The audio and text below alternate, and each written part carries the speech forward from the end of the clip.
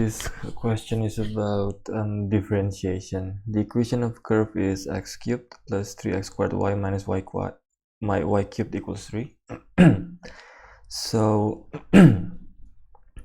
usually when we find dy dx, we differentiate explicitly because we can somehow rearrange the equation into y equals something in terms of x. But this time we cannot, so we have to use implicit differentiation, which means we differentiate both sides with respect to x or y. So here we differentiate with respect to x. On the left, when we differentiate x cubed with respect to x, we get the usual 3x squared using the usual power rule. Now when we differentiate a multiplication, we always have to do the product rule here. So du dx is u prime, dv dx is v prime. So this is actually u prime v plus v prime u. So that's the product rule. So now if u is 3x squared, the du dx is just 6x as usual. So that's the u prime, the v is still y.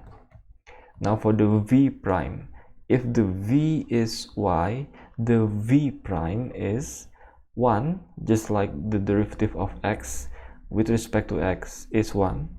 The derivative of y with respect to x is also 1, but since we have the letter here is y and this is with respect to x, we have to use times dy dx. So this is the v prime. The u is still 3x squared.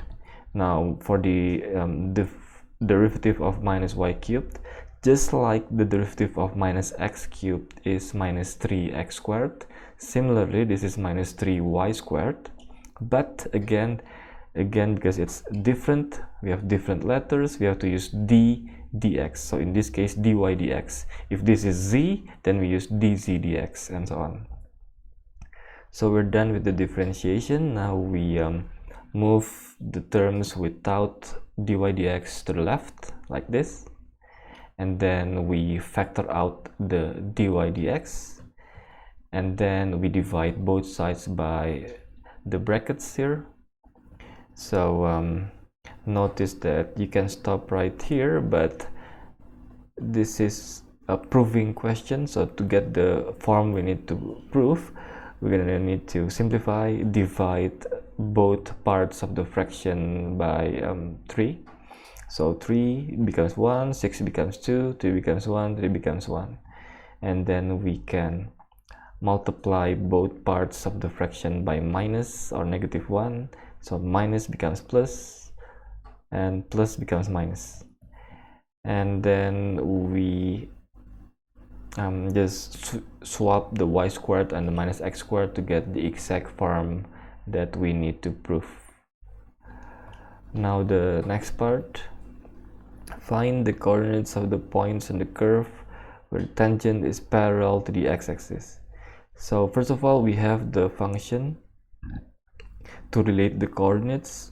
If we know the x, we can find the y. If we know the y, we can find the x. And we have the dy dx from the previous part.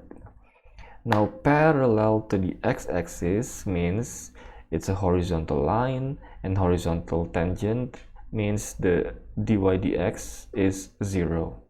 The gradient is 0. So the dy dx is this guy. So when we have a fraction equals 0, the numerator equals 0.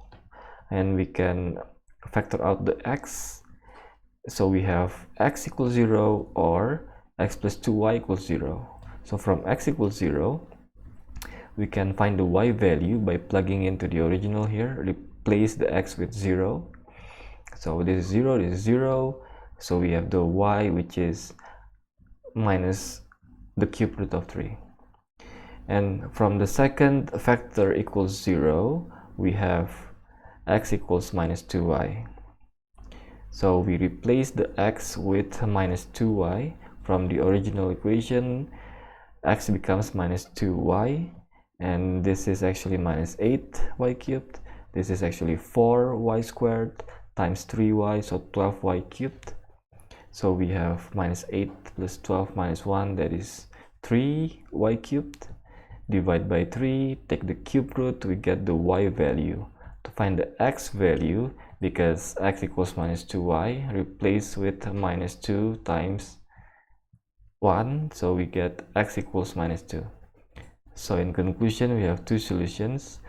When the x is minus 2, the y is 1, just like this. And when the x is 0, the y is minus the cube root of 3. Two answers then. Alright, I'll see you again next time.